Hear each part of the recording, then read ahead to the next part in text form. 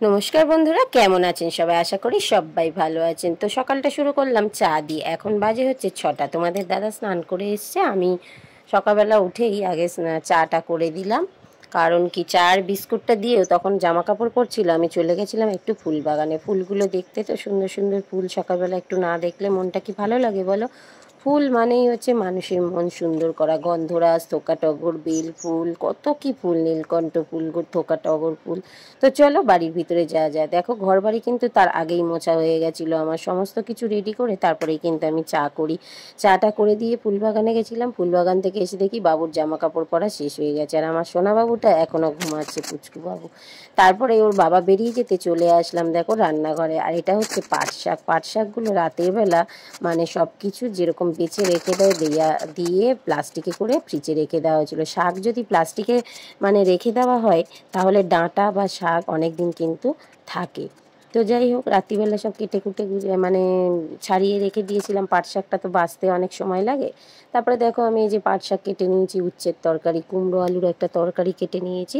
তো সব কিছু রেডি করে নিয়ে আমি কিন্তু উনুনটা ধরিয়ে দিয়েছি, মানে গ্যাস। আর এদিকে দেখো তেলের প্যাকেট কেটে নিলাম। আমি কিন্তু ইমামিয়ান হেলদি টেস্টি তেলটা ব্যবহার করি।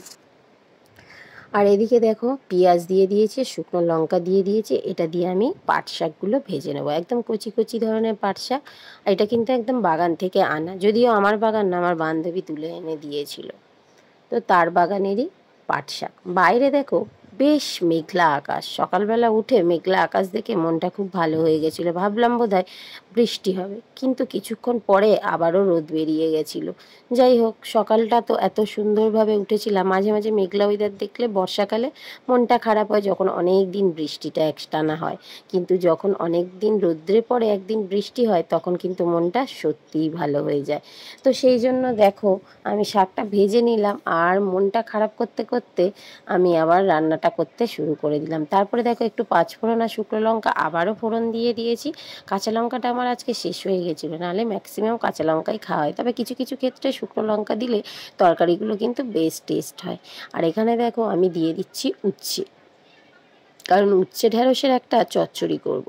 তো উচ্ছে ঢ্যাঁড়স পেঁয়াজের এই অনবদ্য তরকারিটা আমার ভীষণ ভালো লাগে। আর আমি তো সুগারের পেশেন্ট, একটুখানি ঢ্যাঁড়স উচ্ছেটা আমি খাই প্রায়।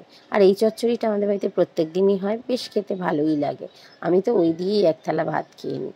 তো একটুখানি তেলে প্রথমে আমি দেখো উচ্ছেগুলো সুন্দর করে ভেজে নিচ্ছি, আর তারপরে আমি ওর মধ্যে দিয়ে দেব ঢ্যাঁড়স আর আলু। এবার ওগুলোকে নাড়িয়ে চাড়িয়ে নিয়ে এবারে আমি ওর মধ্যে একটু নুন হলুদ দিয়ে দেবো, ব্যাস। আর কোনো মশলা কিন্তু আমি অ্যাড করব না। আমার ম্যাক্সিমাম রান্না কিন্তু তোমরা এরকমই দেখে থাকবে। তো দেখো অল্প একটু নুন দিয়ে দিচ্ছি, আর দিয়ে দেবো একটু হলুদ গুঁড়ো। তো এই দুটো দিয়েই কিন্তু আমি মশলাটা একটু নাড়াচাড়া করে নিয়ে সামান্য জল দেবো, বেশি জল দেবো না, কারণ এই বেশি জল দিলে কিন্তু ঢ্যাঁড়সগুলো সব গলে যাবে। এদিকে একটু ডিমের ঝোল রাতে ছিল, সেটাই গরম করে রেখে দিলাম, কারণ ওটা একজনের হয়ে যাবে, কারণ আজকে একটুখানি মাংস করব। তো সেই জন্য আমি মানে ডিমটা ও পিসি খেয়ে নেবে, আর এক পিস মাছ আছে ও জেঠু খেয়ে নেবে, আর আমি আর ছেলে মানে মাংসটা খেয়ে নেব। তো যেহেতু আমরা বাড়িতে সবাই সব রকম খাই, তো সব রকমই আমাদের রান্না করতে হয়। আমি আর ছেলে যেহেতু মাংস খাই, ওরা খায় না, তো প্রত্যেক দিনই নিরামিষ তরকারি আমার কিছুটা করতে হয়। এদিকে দেখো কুমড়ো কেটে নিয়েছিলাম, সেই কুমড়ো আলু দিয়ে বড়ি দিয়ে একটা তরকারি হবে। বড়িগুলো দেখো প্রথমে লাল লাল করে ভেজে নিলাম, আবারও শুকনো লঙ্কা দিয়ে শুধু রান্না করবো। এখানে না পাঁচফোড়ন, না জিরে ফোড়ন, না কোনো মশলা। কিন্তু অদ্ভুতভাবে এত সুন্দর খেতে হয় তরকারিগুলো। মশলা ছাড়া তরকারি যে এত সুন্দর হয় সেটা না করে খেয়ে দেখলে বুঝতে পারবে না। তবে ঠিকঠাকভাবে এক একজনের হাতের রান্না তো এক এক রকম।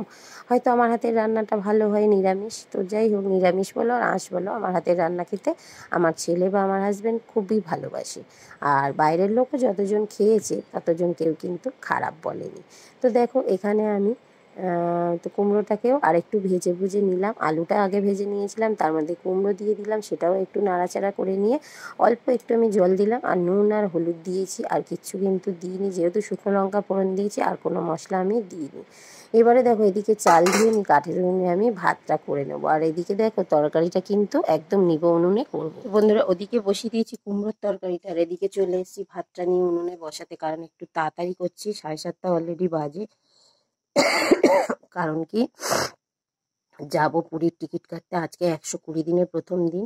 120 দিনের মধ্যে টিকিট না কাটলে পাওয়া যায় না, প্রথম কথা। আর আজকেই সেই প্রথম দিন, মানে পুজো আমরা যাচ্ছি 11 তারিখ, আর আজকেও 11 তারিখ, আর আজকে বার হচ্ছে মঙ্গলবার। তো 11 তারিখ অক্টোবর মাসে যেহেতু যাব, তা আজকে পুরোপুরি একদম 120 দিনের প্রথম দিন। তো আমরা প্রথম দিনেই টিকিটটা কাটতে যাচ্ছি, যেহেতু টিকিটটা যাতে পাওয়া যায়। আর প্রথম দিকে কাটলে কিন্তু টিকিটের দামও কম হয়। তো সেটা আমরা ইউটিউব থেকেই জেনেছি বা দোকানে গিয়েও জেনেছি।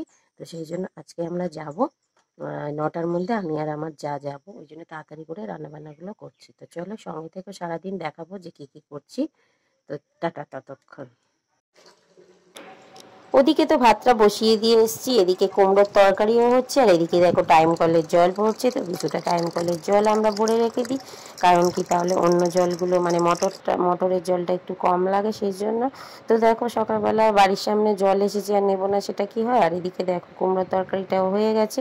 তো ওদিকে জলগুলো 1 বালতি করে ভরছি, এদিকে কুমড়োর তরকারিটা হয়ে গিয়ে নামিয়ে নিয়ে তার মধ্যে দেখো একটু তেল দিয়ে মাংসের আলুগুলো ভেজে নিলাম, একটুখানি টমেটো আর কি বলে রসুন পেঁয়াজ সব কিছু একসাথে দিয়ে ভেজে নিচ্ছি। তারপরে নুন হলুদ লঙ্কা গুঁড়ো সবটা দিয়ে দিলাম, মাংসগুলো দিয়ে বেশ খানিকক্ষণ কষিয়ে নিলাম, কারণ কি মটনটা আমি একটু প্রেশারেই সেদ্ধ করে নিই আগে থেকে। তারপরে দেখো এইভাবেই রান্নাটা করে নিয়েছিলাম, কষিয়ে কষিয়ে। আর তার মধ্যে দিয়ে দিয়েছিলাম একটু দেখো গরম মশলা। গরম মশলাটা দিয়ে নামিয়ে নেবো। রান্নাটা কেমন হয়েছে বলো। তো এইভাবে আজকে আমি রান্নাবান্না সব কমপ্লিট করে নিয়েছিলাম। সব কিছু রান্নাবান্না নিরামিষ থেকে আঁশ সব রকম রান্না তোমাদেরকে দেখিয়ে দিলাম। কোন রান্নাটা সব থেকে ভালো লেগেছে অবশ্যই কমেন্ট করো। আর এখানে দেখো রান্না করে নিয়েছি, মটন হয়ে গেছে দেখো ঢেঁড়সের তরকারি, 1 পিস মাছ, ওখানে 1 পিস ডিম রয়েছে, আর ওটা দেখো কুমড়ো আলুর তরকারি, আর এটা দেখো পাট শাক ভাজা। কি যা যা বলেছিলাম সব কিছু রান্না করেছি। তো তো চলো এখন রাখি। বন্ধুরা সেজেগুজে একদম রেডি হয়ে গেছি। দেখো এই যে সাইকেলের চাবি ব্যাগ সবটাই নিয়ে নিয়েছি, আর রান্নাবান্না সমস্ত কমপ্লিট করে এবার সাইকেলটা নেবো আর চলে যাব। তো আজকের মতো এখানেই ব্লগটা শেষ করবো। টাটা, সবাই ভালো থেকো সুস্থ থেকো। পরে আবার দেখা হচ্ছে নতুন একটা ভিডিওর সঙ্গে। ততক্ষণ সবাই ভালো থেকো, টাটা। তারপরে দেখো সাইকেলে করে বেরিয়ে গেলাম। চলো ভালো থেকো সবাই, টাটা।